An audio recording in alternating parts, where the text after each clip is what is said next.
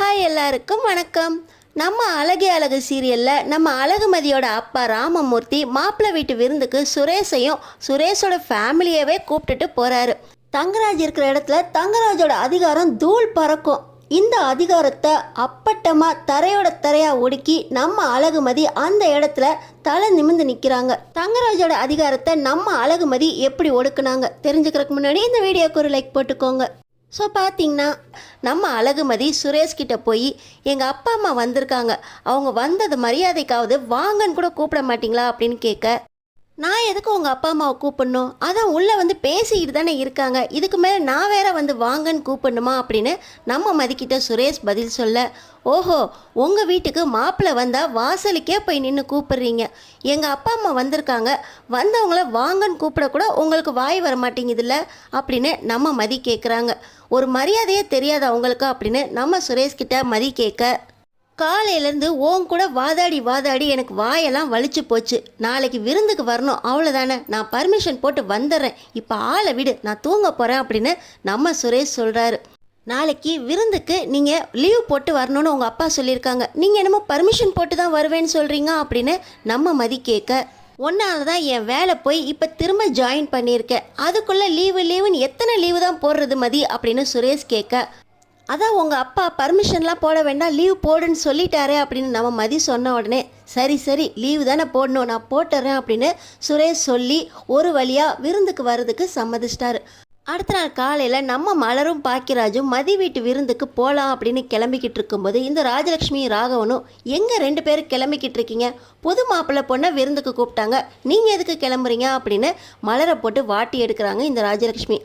அத்தை அவங்க எல்லாரையும் தான் கூப்பிட்டாங்க, நீங்களும் வரீங்க தானே அப்படின்னு கேட்க, எங்களாலலாம் அவ்வளோ தூரம் வர முடியாது, ஏற்கனவே அந்த ரெசார்ட்டுக்கு போனப்பயே அந்த மதி சொன்னான், உங்களால் முடியலன்னா வீட்டிலே இருந்துக்க வேண்டியதானே, நீங்களும் கஷ்டப்பட்டுக்கிட்டு எங்களையும் எதுக்கு கஷ்டப்படுத்துறீங்க அப்படின்னு சொன்னான், அதனால் நாங்கள்லாம் அங்கே வரல, எங்களுக்கு மத்தியானத்துக்கு பிரியாணியும் கொஞ்சம் சிக்கன் தொக்கும் செஞ்சு வச்சிரு, அதோட தயிர் வெங்காயம் எலுமிச்சை ஜூஸு எல்லாம் போட்டு வச்சிரு, சுடு தண்ணியும் காஃபியும் அந்தந்த ஃப்ளாஸ்கில் போட்டு வச்சிரு, அங்கே துணி எடுத்து போட்டு வச்சுருக்கேன் அதெல்லாம் துவைச்சிட்டு அதுக்கப்புறமா நீ கிளம்பிப்போ அப்படின்னு இந்த ராஜலக்ஷ்மி சொல்ல, அத்தை நீங்களும் வரீங்க அப்படின்னு நான் ஒன்றுமே செய்யலையே, அதெல்லாம் எனக்கு தெரியாது, நீ செஞ்சு வச்சுட்டு போ அப்படின்னு இந்த ராஜலக்ஷ்மி சொல்ல, நம்ம அழகு மலர் அந்த நேரத்தில் உட்காந்து ஒவ்வொன்றா பார்த்து செஞ்சுக்கிட்டு இருக்காங்க. இப்போ நம்ம அழகுமதி கிச்சனுக்குள்ளே வந்து, அக்கா என்ன கிளம்பாமல் இங்கே வேலை பார்த்துக்கிட்டு இருக்கீங்க, நீங்கள் எப்போ கிளம்புவீங்க அப்படின்னு கேட்க, இல்லை மதி அத்தையும் மாமாவும் வரல அப்படின்னு சொன்னாங்க, அவங்களுக்கு மதியானத்துக்கு சாப்பாடு ரெடி பண்ணி வச்சுட்டு இதோ இன்னொரு 10 நிமிஷத்தில் நானும் கிளம்பிடுறேன் மதி அப்படின்னு சொல்ல, ஏன் அவங்க வரலையா, அவங்களையும் சேர்த்து தானே வர சொன்னாங்க அப்பாவும் அம்மாவும் அப்படின்னு சொல்ல, இல்லை மதி அவங்களுக்கு கொஞ்சம் உடம்பு சரியில்லையா இங்கேயே இருக்க சொன்னாங்க அப்படின்னு சொல்ல, உடம்பு சரியில்லாதவங்களுக்கு சிக்கன் பிரியாணி மசாலா இதெல்லாம் செஞ்சுக்கிட்டு இருக்கீங்க அப்படின்னு நம்ம மதி கேட்குறாங்க. அந்த நேரத்தில் ராஜலக்ஷ்மி உள்ளே நுழைஞ்சு, நாங்களும் சாப்பிட வேண்டாமா, நீ விருந்துக்கு போனீன்னா நீ அங்கே சாப்பிடு, நாங்கள் இங்கே சாப்பிட்றோம், மலர் செஞ்சு வச்சுட்டு வருவா அப்படின்னு இந்த ராஜலக்ஷ்மி சொல்லிக்கிட்டு இருக்கும்போதே, விருந்துக்குன்னு எல்லாரையும் கூப்பிட்றப்ப அவங்களையும் சமையலும் செஞ்சு வச்சுட்டு அதுக்கப்புறம் கிளம்ப சொல்கிறீங்களே அப்படின்னு நம்ம ராஜலக்ஷ்மி கிட்ட மதி கேட்க, ராகவனுக்கு இன்னொரு பக்கம் தங்கராஜ்கிட்டேருந்து கால் வருது, மாமா நீங்கள் எப்போ கிளம்புறீங்க அப்படின்னு கேட்க, இல்லை மாப்பிள்ள என் ஃப்ரெண்டு இங்கே வீட்டுக்கு வரேன்னு சொல்லியிருந்தான், அதனால் நாங்கள் வரல, நீங்கள் போயிட்டு வாங்க மாப்பிள்ள அப்படின்னு சொல்லிக்கிட்டு இருக்கும்போதே ராஜலக்ஷ்மி இந்த பேச்சை மறந்து ராகவன் கிட்டே போயிடுறாங்க. எல்லா வேலையும் செஞ்சு முடிச்சுட்டு நம்ம மலர் பாக்கியராஜ் நம்ம மதி சுரேஷ் சித்து ஸ்ருதி அப்படின்னு எல்லாருமே இந்த பக்கம் நம்ம மதியோட வீட்டு விருந்துக்கு கிளம்பிட்டாங்க. இன்னொரு பக்கம் தங்கராஜும் ரேவதியும் நாங்கள் அங்கேயே வந்துடுறோம் அப்படின்னு சொல்ல, சுரேஷ் ரொம்ப சந்தோஷமாக எனக்கு நாங்கள் மாமாவாவது வராரு அப்படின்னு இப்போ மதியோட வீட்டுக்கு விருந்துக்கு போயிடுறாங்க. வீட்டு வாசலில் கால் வைக்கும்போதே, சுரேஷ் உனக்கு ஞாபகம் இருக்காடா இந்த வீட்டுக்கு நம்ம முத எப்போ வந்தோம் அப்படின்னு, இந்த மதி பண்ண வேலையால் அவளை மிரட்டுறதுக்காக வந்திருப்போண்டா, மாமா நீங்கள் தான் மதிய மிரட்டுறதுக்கு வந்திருக்கீங்க, நான் இந்த வீட்டில் அரெஸ்ட் பண்ணுறதுக்காக வந்தேன் மாமா அப்படின்னு சுரேஷ் சொல்ல, ஆமாண்டா இது நம்ம வீடு தானே, இந்த வீட்டில் சுற்றி பார்க்குறதுக்கு என்ன இருக்குது, சும்மா தீப்பெட்டி மாதிரி வீடு, இந்த வீட்லேயும் பொண்ணு எடுத்துருக்கோண்டா, எல்லாம் என்னோட பெரிய மனசுடா மாப்பிள்ள அப்படின்னு இந்த தங்கராஜ் வீட்டுக்குள்ளே நுழையும் போதே சுரேஷ்கிட்ட சொல்லிக்கிட்டு வர நம்ம அழகுமதிக்கு கோபம் வந்துடுது. வந்த உடனே ஆரம்பிக்க வேண்டாம் அப்படின்னு அழகுமதி அமைதியாக இருக்காங்க. ராமமூர்த்தி உள்ளே வாங்க தங்கராஜ் சார் அப்படின்னு எல்லாரையுமே உள்ளே கூப்பிட்றாங்க. வீட்டுக்கு வந்த உடனே உங்கள் வீடு ரொம்ப அம்சமாக இருக்குது, கல்யாணத்துக்கு முன்னாடியே பார்த்துருக்க வேண்டியது, ஏதோ சூழ்நிலை அப்படி ஆகிப்போச்சா அப்படின்னு பாக்கியராஜும் மலரும் சொல்லிக்கிட்டு இருக்கும்போதே வீடு எப்படி இருக்குது, நம்ம வீட்டோட கம்பேர் பண்ணுறப்ப தீப்பெட்டி மாதிரி அங்கங்கே கட்டி வச்சுருக்காங்க. இந்த வீடு கட்டுறதுக்கே நான் தான் மாப்பிள்ளை பணம் கொடுத்தேன் அப்படின்னு இந்த தங்கராஜ் சொல்ல இந்த சுரேஷுக்கு மூஞ்சி போன போக்க பார்க்கணுமே. இந்த வீடு கட்டுறதுக்கும் நீங்கள் தான் பணம் கொடுத்தீங்களா மாமா? ஆமாண்டா, 30 வருஷமாக வேலை பார்க்குறாரு, ஒரு வீடு கட்டுற அளவுக்கு கூட சேர்த்து வைக்கல. இந்த வீடு கட்டுறதுக்கு மட்டும் இல்லை, இதோ இங்கே நிற்கிதே ஒரு பொண்ணு அறிவுமதி, அந்த பொண்ணு படிக்கிறதுக்கு, உன்னோட பொண்டாட்டி இருக்காளே அழகுமதி, அவள் படிப்பு செலவுக்கு, வேலைக்கு போகிறதுக்கு அப்படின்னு எல்லாத்துக்கும் நான் தான் மாப்பிள்ளை செலவு பண்ணியிருக்கேன். அது மட்டுமா, இந்த பொண்ணை கல்யாணம் பண்ணுறதுக்கு முன்னாடி அவருக்கு ஹார்ட் அட்டாக்குன்னு ஒன்று வந்துச்சே, அவரை ஹாஸ்பிட்டல் கொண்டு போய் சேர்த்ததுலேருந்து வீட்டுக்கு டிஸ்சார்ஜ் ஆகிற வரைக்கும் ஒத்த பைசா அவங்கள செலவு பண்ண விடலை மாப்பிள்ள. நோட்டாக ஹாஸ்பிட்டலுக்கு அள்ளி கொடுத்தது நான் தான் மாப்பிள்ள. இந்த பொண்ணை கல்யாணம் நீ பண்ணுறதுக்குள்ளே எனக்கு எவ்வளோ செலவு வந்துச்சு தெரியுமா? ராமமூர்த்தி, நீங்கள் இதெல்லாம் சொல்ல மாட்டீங்களா? உங்கள் மாப்பிள்ளைக்கிட்ட என்னை பற்றி கொஞ்சம் எடுத்து சொல்லுங்க அப்படின்னு இந்த தங்கராஜ் அவர் பெருமை பீத்தினதோடு இல்லாமல் ராமமூர்த்தியையும் பேர் சொல்லி கூப்பிட்டு சுரேஷ்கிட்ட சொல்லுங்க அப்படின்னு சொல்ல நம்ம ராமமூர்த்திக்கு முகமெல்லாம் அப்படியே வாடி போயிடுது. இப்போ பார்த்தீங்கன்னா நம்ம அழகுமதியோட அம்மா வந்து சாப்பாடு ரெடி ஆயிடுச்சு, சாப்பிட்லாமா அப்படின்னு கேட்க, இருங்கம்மா நானும் வரேன் அப்படின்னு சொல்லி நம்ம மலர் உள்ளே போக, அக்கா நானும் வரேன் அப்படின்னு நம்ம மதியும் உள்ளே போகிறாங்க. இதையெல்லாம் பார்த்துக்கிட்டு இருந்த ரேவதிக்கு கொஞ்ச நேரம் அமைதியாக இருங்க அப்படின்னு தங்கராஜ் கிட்ட போய் சொல்ல, இதெல்லாம் நீ பேசக்கூடாது, நீ உள்ளே போ, அதை உள்ளே போயிருக்கா பாரு மலர், அவள் கூட போய் கிச்சனில் வேலையை பாரு அப்படின்னு தங்கராஜ் சொல்கிறாரு. நம்ம ரேவதிக்கும் கோபம் வருது, ஆனால் எல்லோரும் முன்னாடி சொல்கிறதுக்கு மனசு வரல. இப்போ பார்த்திங்கன்னா எல்லோரும் ஒன்றா உட்காந்து சாப்பிட போகிறாங்க. ஒவ்வொன்றையும் கவனிச்சுக்கிட்டே இருக்கா அழகுமதிக்கு தான் கோபம் பயங்கரமாக வந்துக்கிட்டே இருக்குது. இப்போ எல்லாருமே டைனிங் டேபிளில் உட்காந்து சாப்பிட்டுக்கிட்டு இருக்காங்க. இத்தனோண்டு டேபிளில் எத்தனை பேர் உட்காருறது? ஸ்ருதி, அறிவுமதி, நீங்கள் 2 பேர் எந்திரிங்க. மலரு, எல்லாருக்கும் பரிமாறு. மதி, நீ என்ன சும்மா நின்றுக்கிட்டு இருக்க, யாருக்கு என்ன வேணும்னு கேளு அப்படின்னு வீட்டில் ஆர்டர் போட்டுக்கிட்டு இருக்காரு தங்கராஜ். இதையெல்லாம் பார்க்குற அழகுமதிக்கு கோபம் வருது.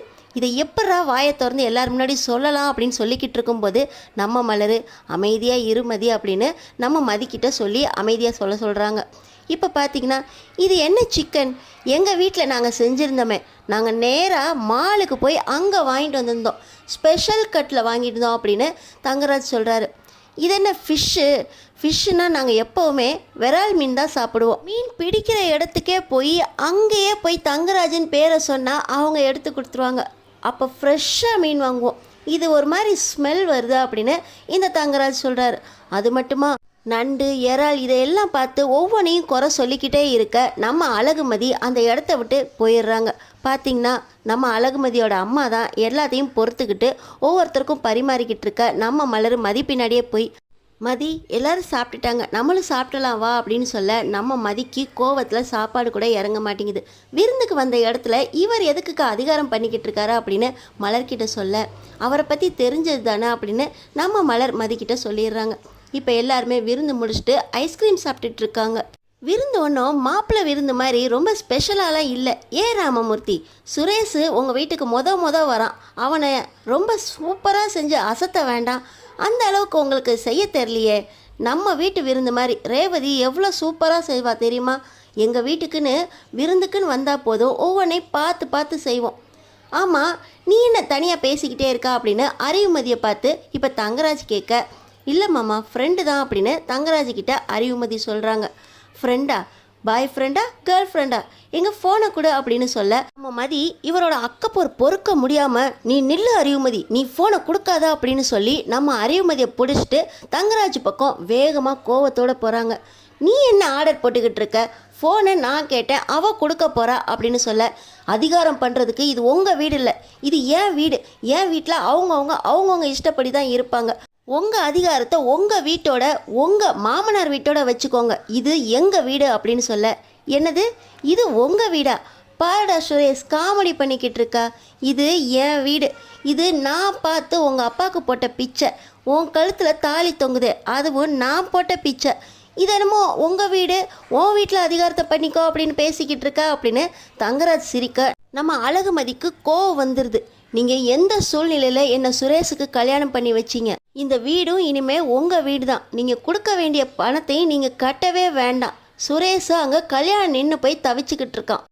அவனோட கல்யாணம் நின்னதுக்கு உங்கள் பொண்ணு தான் காரணம். உங்கள் பொண்ணு வந்து மணமேடையில் உட்காரணும், சுரேஷுக்கு நின்ன கல்யாணம் நிற்கணும், அவ்வளோதான். எல்லாமே உங்களுக்கு சொந்தம்.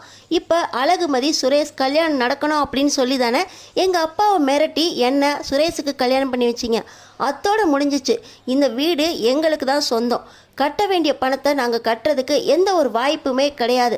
அப்படி இருக்க இந்த வீடு என்னமோ உங்கள் வீடு அப்படின்னு பேசிக்கிட்டு இருக்கீங்க அப்படின்னு நம்ம அழகுமதி இப்போ தங்கராஜ்கிட்ட கேட்க, என்ன எல்லாமே பிளான் போட்டு செஞ்சியா? சுரேஷை என்னமோ வில்லன் மாதிரி இன்ஸ்டாகிராம் சோஷியல் மீடியா எல்லாத்துலேயுமே வீடியோவை போட்டு காட்டி அவன் வேலை போகிறதுக்கு காரணமாக இருந்தவன் நீ. அதனால் எங்கள் சுரேஷோட கல்யாணம் நின்று போச்சு. கல்யாணம் நின்று போனதுக்கு காரணம் நீ. அப்போ அவனுக்கு திரும்ப கல்யாணம் நடக்கணும்னா அதுக்கு நீ தான் மணமேடையில் வந்து உட்காரணும். அதுக்கு நான் எதுக்கு செலவு பண்ணணும்? உங்கள் அப்பா கொடுக்க வேண்டிய உங்கள் படிப்பு செலவு, உங்கள் வேலைக்கான செலவு, இந்த வீடு கட்டுறதுக்கான லோன் எல்லாத்தையுமே உங்கள் அப்பா தான் கட்டி ஆகணும். என் மாப்பிள்ளை சுரேஷோட கல்யாணம் நிற்கிறதுக்கு காரணமானது நீ போட்ட வீடியோ. அதனால் நீ சுரேஷை கல்யாணம் பண்ணி ஆகணும். அதுக்காக நான் கல்யாணம் பண்ணி வச்சேன். உங்கள் அப்பாவுக்கு அந்த நேரத்தில் ஹார்ட் அட்டாக் வந்துருச்சு. செலவுக்கு காசு இல்லை. சரி 30 வருஷமாக வேலை பார்த்தவராச்சே அப்படின்னு அவருக்கு அவசரத்துக்கு நான் காசு கொடுத்தேன். அந்த காசும் சேர்த்து 31 லட்சம் ரூபாய் செலவாயிருக்கு. அதையும் பில்லு போட்டு வச்சுருக்க. எல்லாத்தையும் திருப்பி கொடுக்க வேண்டியது உங்கள் அப்பா. இது என்னமோ உங்கள் வீடு அப்படின்னு பேசிக்கிட்டு இருக்க. இது என் வீடு, என் அதிகாரம் இந்த வீட்லேயும் இருக்கும். இனி நீ இந்த வீட்டில் ஏன் சுரேஷ் கூட வந்து வாழணும் அப்படின்னா உங்கள் அப்பா கொடுக்க வேண்டிய 30 லட்சம் ரூபாய் பணத்தையும் திருப்பி வட்டியோட கட்டிட்டு அதுக்கப்புறமா நீ உங்கள் வீட்டில் இருக்கலாம். எங்கள் சுரேஷுக்கு மனைவியாக அவன் வீட்டில் வந்து வாழலாம் அப்படின்னு தங்கராஜ் நம்ம மதிக்கிட்ட சொல்ல, பார்த்தீங்களாப்பா என்னால் கல்யாணம் நின்று போச்சா அப்படின்னு என்ன சுரேஷுக்கு கழுத்தை நீட்ட சொன்னீங்களே. அவர் வேலையை முடிச்சுக்கிறதுக்காக அவங்க மான மரியாதை போகக்கூடாதுங்கிறதுக்காக என்னை சுரேஷுக்கு கல்யாணம் பண்ணி வச்சுருக்காரு. சுரேஷுக்கு வேலை கிடைக்கிற வரைக்கும் எவ்வளோ அமைதியாக இருந்தார். இப்போ வேலையும் கிடைச்சிருச்சு, நீங்களும் வேலைக்கு போயிட்டீங்க. இப்போ நான் இந்த வீட்டிலே இருந்து கடனெல்லாம் அடைச்சிட்டு அதுக்கப்புறம் தான் இந்த சுரேஷு கூட வாழணுமா? அவங்க வேலையெல்லாம் முடிஞ்சிருச்சுல. அழகுமதி யாருன்னு உங்களுக்கு தெரியலையே தங்கராஜ். நீங்கள் எங்கள் அப்பா கிட்ட கல்யாணத்துக்கு முன்னாடி என்ன டீல் பேசுனீங்க ஞாபகம் இருக்கா அப்படின்னு சொல்ல, பழசெல்லாம் எப்போவுமே இந்த தங்கராஜ் ஞாபகம் வச்சுக்கிறது இல்லை. ஆனால் முக்கியமானதை நீங்கள் ஞாபகம் வச்சுக்கணும் தங்கராஜ். எங்கள் அப்பாவை நீங்கள் தனியாக கூப்பிட்டு பேசணும் அப்படின்னு உங்கள் அடியாளுங்களை விட்டு கூப்பிட்டீங்களே, அப்போயே எனக்கு தெரிஞ்சு போச்சு நீங்கள் ஏதோ பண்ண போகிறீங்கன்னு. அப்போ எங்கள் அப்பாவோட பேக்கெட்டில் என் ஃபோனில் கேமராவை ஆன் பண்ணி எல்லாத்தையும் ரெக்கார்ட் பண்ண வச்சிட்டேன். எங்கள் அப்பாவை மிரட்டி தோப்புக்கு கூட்டிகிட்டு போனீங்க. அங்கே வச்சு என் மாப்பிள்ளை சுரேஷோட கல்யாணம் நின்று போச்சு. கல்யாணம் நின்று போனதுக்கு காரணம் உங்கள் பொண்ணு. உங்கள் பொண்ணு தானே இந்த கல்யாணத்தை நின்று போனதை சரி பண்ணணும். உங்கள் பொண்ணை என் மாப்பிள்ளை சுரேஷுக்கு கல்யாணம் பண்ணி வச்சுருங்க. உங்கள் வீடையும் நான் உங்கள்கிட்ட திருப்பி கொடுத்துட்றேன். நீங்கள் கடையில் லோன்லாம் போட்டிருக்கீங்களே, அந்த பணம் எதையும் திருப்பி கொடுக்கவே வேண்டாம். என் மாப்பிள்ளை கிட்ட உங்கள் பொண்ணு மணப்பொண்ணாக வந்து உட்காரணும். இல்லை என் பொண்ணு சம்மதிக்க மாட்டா, உங்கள் மாப்பிள்ளை சுரேஷை நான் கல்யாணம் பண்ணிக்க மாட்டேன் அப்படின்னு சொன்னீங்கன்னு வைங்களேன், என் கடையில் நீங்கள் பணத்தை கையாடல் பண்ணிட்டீங்க அப்படின்னு உங்கள் மேலே ஒரு பொய் கேஸ் போட்டு உள்ளே தள்ளிடுவேன். நீங்கள் ஜெயிலில் போயிடுவீங்க. உங்களுக்கு 2 பொண்ணு இருக்குல்ல, 2 பொண்ணுங்களையும் கூட்டிக்கிட்டு உங்கள் பொண்டாட்டி நடு தெருவில் நிற்பாங்க. இல்லை ஹைவேஸில் போய் ஏதாவது லாரி முன்னாடி குடும்பத்தோடு தற்கொலை பண்ணிக்குவாங்க. நீங்கள் ஜெயிலில், உங்கள் குடும்பம் பணமா? இது தேவையா? பேசாமல் உங்கள் பொண்ணை என் மாப்பிள்ளைக்கு கல்யாணம் பண்ணி கொடுத்துட்டு சந்தோஷமாக குடும்பத்தோடு இருக்கலாம். என் மாப்பிள்ளை மட்டும் ஒன்றும் கிடையாதுன்னு நினைக்காதீங்க.